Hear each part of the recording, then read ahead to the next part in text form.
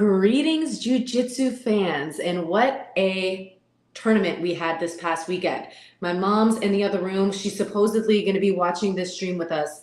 I just want to make sure that the audio is 100% working. I see a couple people in the live chat. Going to let it grow out a little bit so we can talk about everything ADCC East Coast Trials. Man, it was a fun weekend, but day two was definitely more packed with action than what we had on day one. ADCC has gotten a lot of hype behind it. Ever since 2022, it's been growing, but I think Jassim taking over and putting on the promotion that he did with ADCC 22 has got a lot of eyes on Jiu-Jitsu in general. So congratulations to the winners here. First up, we have the heavyweight division, over 99 kg, Big Dan of New Wave. He got it done.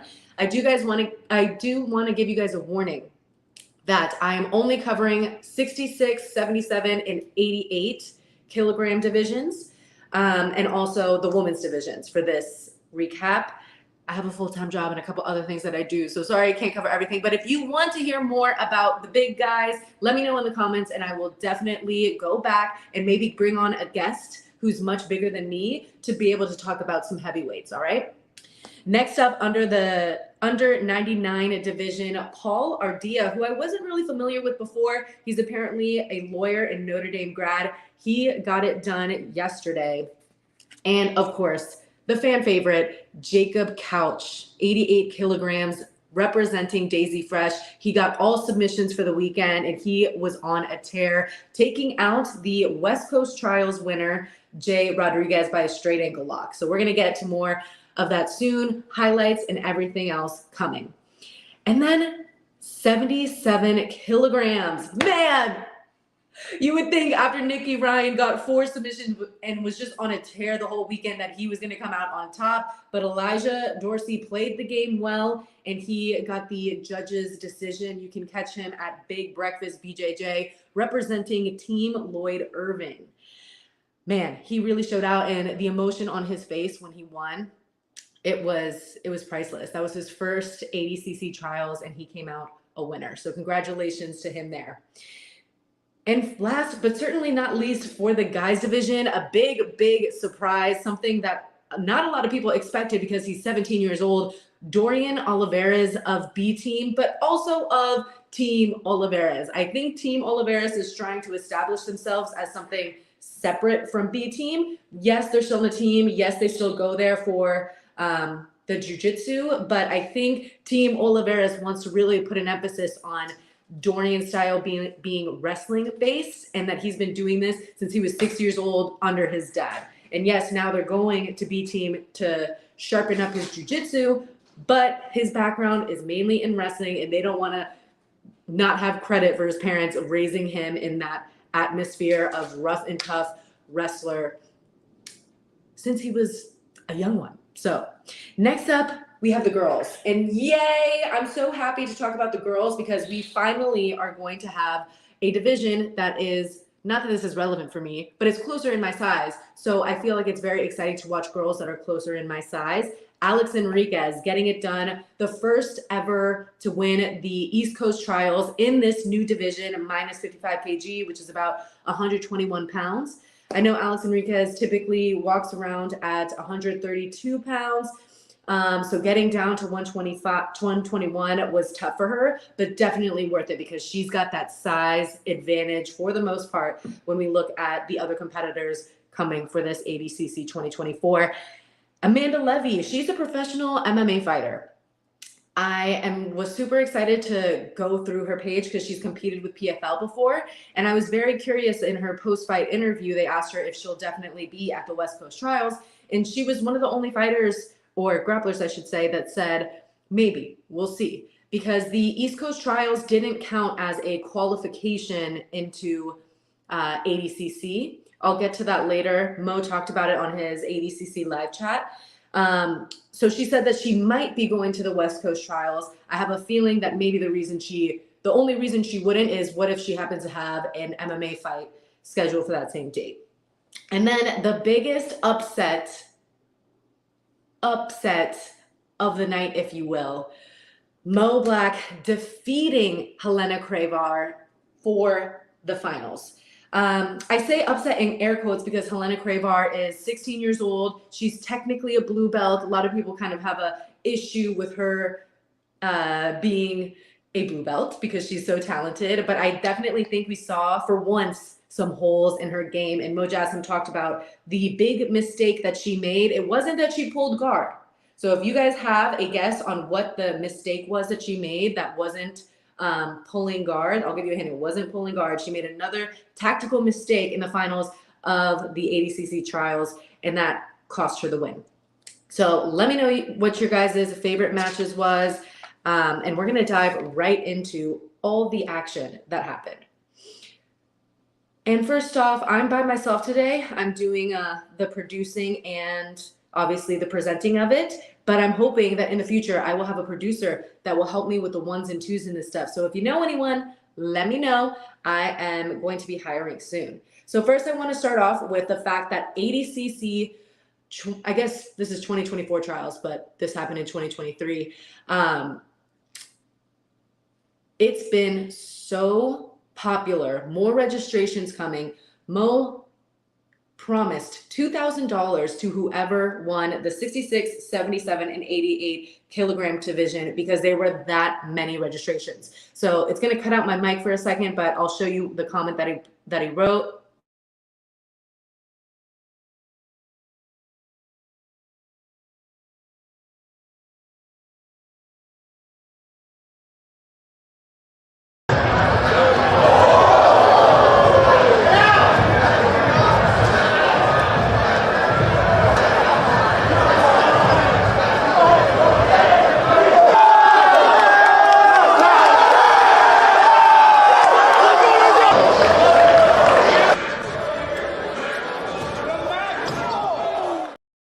So I just wanted to start off this live stream with some of the best action.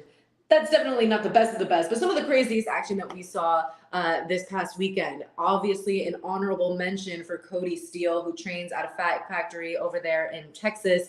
He could not get it done against Nicky Ryan. Nicky subbed him with a heel hook.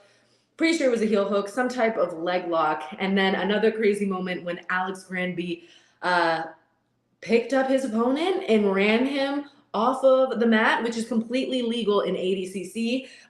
Hopefully next time people will be paying attention and say, okay, let me move these chairs. This is not pro wrestling, but all action packed as you guys saw there.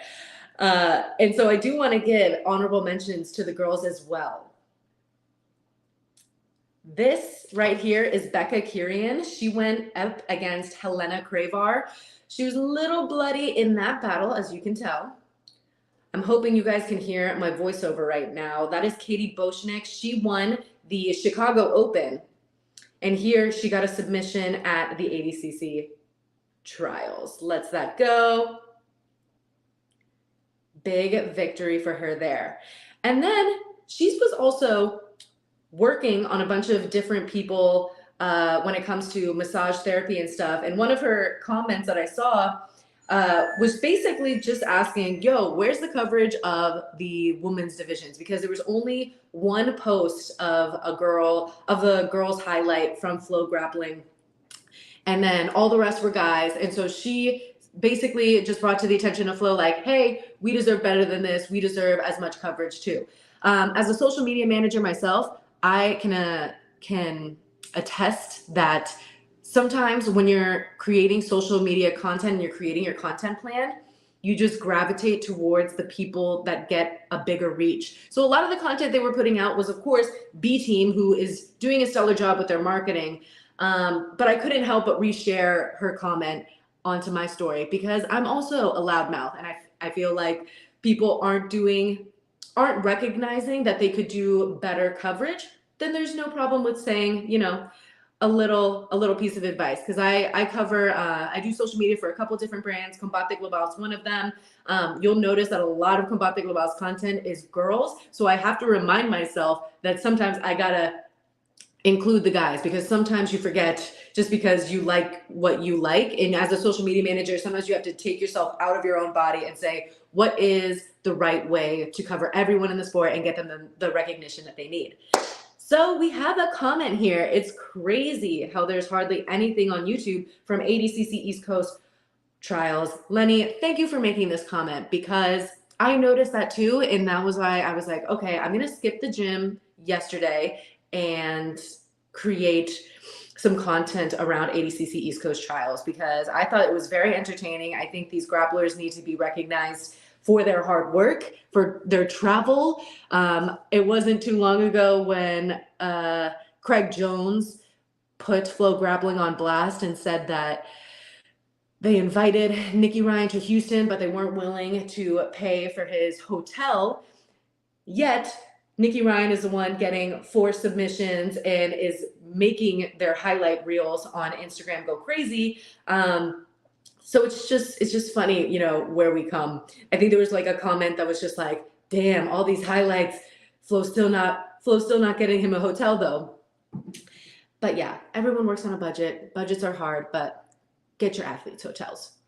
Thanks for the comment, Lenny. So now we're gonna head on to our first division that I want to cover, which I think is the most dramatic one, because can you guys guess which one I think was like the most dramatic division? I thought the most dramatic division was 66 kg. The upset of Dorian against Ethan Crelinsten was crazy. So let me show you guys some of the highlights from that. So my StreamYard didn't warn me that I'm muted, so I'm pretty sure that you guys can hear me right now. Dorian Olivares, as you can see, non-stop wherever he goes. Ethan Crelinsten started off the match by pulling guard. And the rules get a little bit confusing in my opinion. You're not going to get a deduction for pulling guard unless it's in the finals. So he got away with pulling guard, but now he's just being nonstop smothered by Dorian. And it gets to a point where they end up going to overtime. And I think this is where the biggest mistake that Ethan Crelinsten made. And I'm curious to see what his reaction is. I'm sure the B Team podcast is going to be talking about their performances and whatnot, but just enjoy the wrestling exchanges that go on here. Dorian Olivares out of B Team. He is a 17-year-old prodigy who upset his teammate and former ADCC Trials winner Ethan Crelinsten. So Dorian just shot for the takedown there, but he didn't get the points. You need to hold the position for 3 seconds, and 75% of the back needs to be pinned to the ground. So obviously there's still no points there, but Ethan deciding to stay on his tush and play guard that way put him in a penalty. So any casuals that are here right now, the scoreboard is what's in red and blue, and then a penalty is the white background. So yeah, Dorian was able to basically just out hustle and pressure Ethan this match, and he was not able to find a submission, which is what he would have needed because time was running out unless he got points in some other way. So crazy big upset there. The rest of the 66 division was still pretty fun. And I posted this on my Instagram just because this is motivation for me. I have a competition this upcoming week, and it's going to be my first time competing in the gi. Some people whose opinions I respect, not just random YouTube people, but they were like, you're definitely a sandbagger. So I'm like, okay, you know what? I'm going to go compete in the gi where it is going to be completely, I'm going to be a complete novice. I have not put on a gi since 2019. And so here we see Ethan Crelinsten and Keith Krikorian duke it out for third place. Ethan just all about that pressure. He's going to end up getting to the back of Keith Krikorian out of 10th Planet San Diego. Great win. A lot of people thought Keith Krikorian was going to be the winner of trials, and obviously it didn't go his way. The competition is just so tough.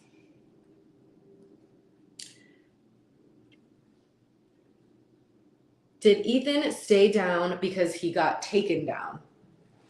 I don't know what his thought process was about that. So when Mo talked about Helena's big mistake, which we'll get to later, he mentioned that if you decide to get up after you're already on the ground, that can be a big mistake for them, because basically Helena getting up, well, she was in the finals though too, so you have to consider that, but she got up and then now she wasn't able to pull guard again without being deducted again. So I honestly thought that when Ethan looked at the scoreboard and he decided to stay in his butt, I don't think he thought that he was going to get deducted a point. And it honestly took the scoreboard people a while to put that on the scoreboard. So now we're going to talk about the 77 kilogram contenders. Fan favorite, of course. Everyone loves Nicky. And you can see how much it means to him. What an incredible victory over somebody who was taking everybody out of the competition. Man. Just decimating everybody in his path, Nicky Ryan. Somebody's got to take a shot right there. Look at the explosiveness out of Dorsey. Yeah, he wanted to turn the corner and snatch up that single. 2 minutes, 20 seconds left. Dorsey feinting, changing levels. Foot sweep attempt. Again, Nicky does a good job of just letting his foot flow with that position. Always on balance, and that's another good sign for Nicky, pushing Dorsey off the mat for the reset. Here's Dorsey in on a single. Nicky shuts him out. That was a good shot. Nicky. Oh, Nicky Ryan. Countered by Dorsey, and he's on the front headlock. He's got Nicky broken down here. Nicky. Nice, Elijah. No rush. Everything's tight and technical. Nice, Elijah. This is a big score right here. Hey, 40 seconds to work, Elijah. Let's see. I don't think they're going to score it for him. Nicky Ryan 40 seconds to work. I guess possibly he looking to chose get as to go to his active guard there. from turtle position, conceding guard. It's almost like you get a reset. Yeah, there was just too much time between the takedown attempt and the match, or Nicky going to his guard. But you got to think that that's a big moment to the judges. 20 seconds to go. Nicky Ryan has 20 seconds perhaps to win back the judges' favor here. 10 seconds. Nicky's got to do something. Elijah Dorsey calling for the crowd. And you got to think Dorsey's going to win this thing.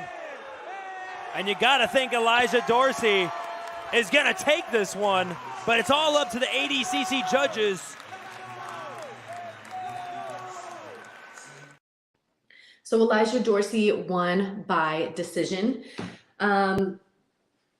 And, you know, I saw a few mixed reviews online of his performance. I thought it was pretty obvious that he won and that he was keeping the pace, and that the game really changed when jiu-jitsu practitioners were forced to wrestle. We saw that a little bit with Helena Crevar, obviously. That's like the biggest example. Ethan Crelinsten. And we saw that with Nicky Ryan, which I'm surprised because I feel like Nicky Ryan is a really good wrestler. They both went single leg for single leg and weren't able to capitalize points wise. Yeah, so it's just such a bummer because everyone, you know, wants Nicky to win. He's super, super likable, and how can you not root for the nice brother that has the rash guard that says talk less? And he's kind of just the complete opposite vibe of his cocky, a little bit cringe brother. You know, so it's hard to see him lose, but I'm sure this makes West Coast Trials that much more interesting. Now we're going to go on to the 88 kilograms division. J-Rod and Jacob Couch in the semifinals. Man, it's so funny thinking that like straight ankle locks are really basic and that they aren't going to work at a high level.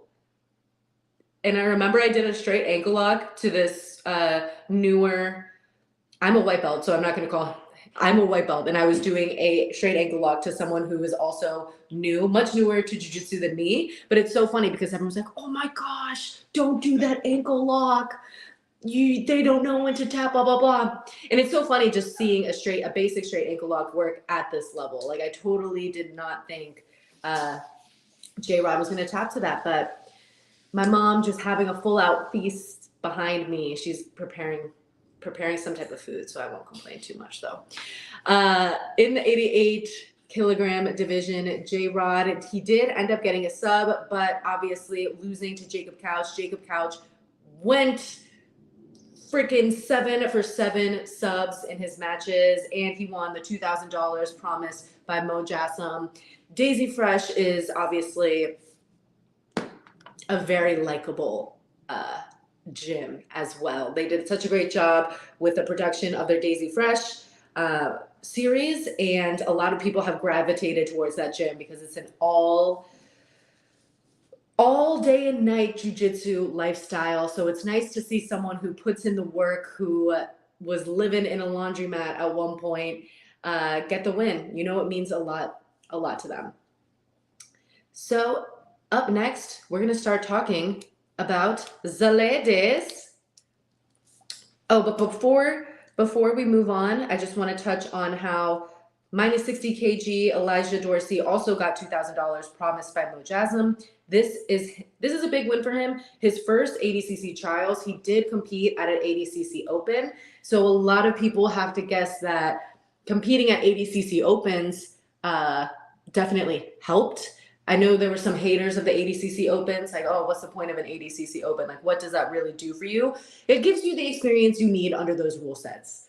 I think there were a lot of tactical errors that happened this past weekend, and people are going to use that for the West Coast trials. And if they make it to ADCC, they're going to be able to use it there. But again, you train for the rule set. And I think doing the ADCC Opens is the best way to do that. Let's see, am I missing anything? Oh, yes, and the win against J-Rod, that straight ankle lock by Jacob Couch. J-Rod was last year's West Coast Trials winner. The West Coast Trials had more contestants and people competing than ever before. He won that West Coast Trials with 7 submissions last year and finished the finals with a buggy choke. He is brothers with Nick Rodriguez, obviously, who was in his corner this past weekend. I think they're both from New Jersey, so it seems like a lot of the people that went to the East Coast Trials got to see home for a bit, which is nice. And I really just appreciate J-Rod because he loves to have that underdog mentality. And the way he fights, I feel like you really see that. All right, now let's talk about the ladies. Alex Enriquez gets a very almost slow but very technical double leg takedown. That's like motivating for me that you can get a double leg takedown that slowly. And then she ends up almost getting the submission. The girl survives. The survivability of a lot of these girls. We're going to play a highlight from Jasmine's match when she was facing, I want to say, Jasmine Johnson.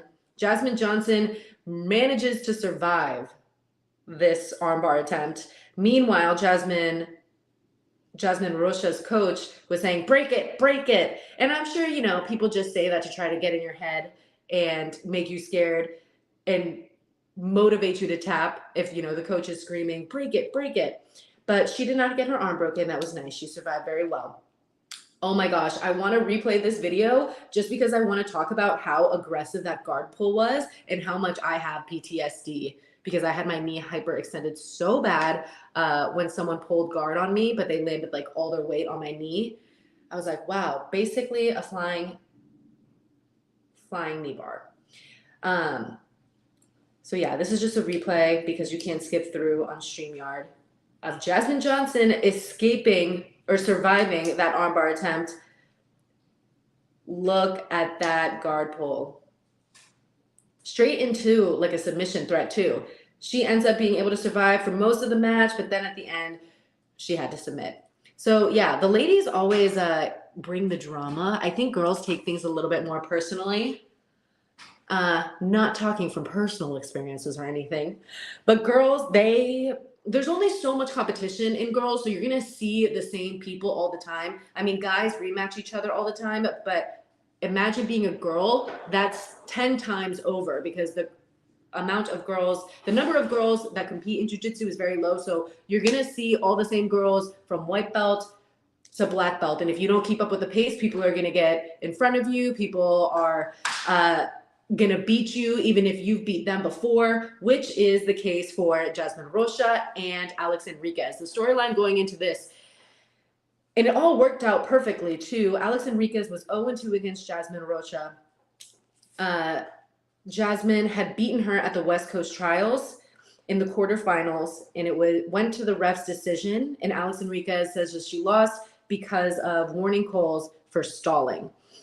So then they run it back again. Alex Enriquez loses again, and then they meet again here. And Alex Enriquez says in her post-fight interview that she was looking forward more to the rematch with the trilogy with Jasmine than she was to winning the whole tournament. She said that she would rather have that win back than the prestige that comes from winning the tournament. Also, you have to remember that this tournament did not qualify Alex Enriquez for the ADCC championships. And the reason for that is because if they had every single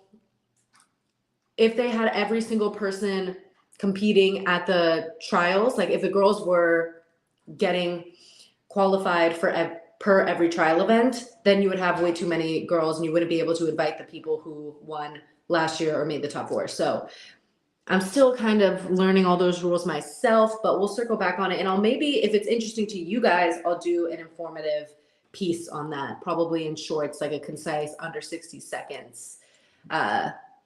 Under 60 seconds content piece. It's crazy that he beat most of the open winners in 66 kg. Yes, Lenny, I love your participation. Be more like Lenny, people in this group chat.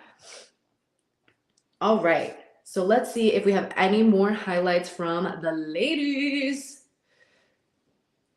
So we saw Jasmine's highlights. Now we have to see Alex Enriquez highlights. Oh yeah, and you guys saw those too. Yeah, so she didn't get the sub here, but obviously killing it, 8-0.